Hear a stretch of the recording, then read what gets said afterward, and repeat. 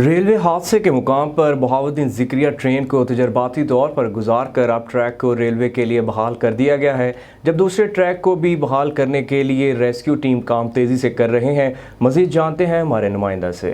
बिल्कुल, इस वक्त मैं मौजूद हूँ डेरकी के करीब रेती रेलवे ट्रैक पे, जहाँ पे कल गुज़श्ता दिन जो है वो एक हालकनाक हादसा हुआ था।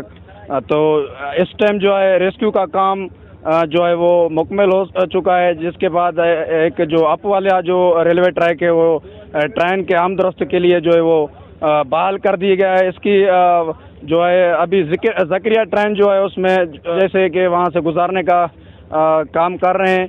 तो इसी हवाले से जो अब तक डीसी से हमें मालूमात मिली है फौतशुदा और ज़ख्मियों की, तो उसमें 63 जो है वो हलाकत की तादाद है और जो है 150 से ज़्यादा जो है ज़ख्मी, जिसमें 51 जो है वो शनाख्त हो चुके हैं अफराद जो हलाक हैं, और 12 ऐसे अफराद हैं जिनकी इस टाइम तक जो है वो शनाख्त नहीं हो सकी है। वो मुख्तलिफ हस्पतालों में जो है वो डेड बॉडी उनकी मौजूद है।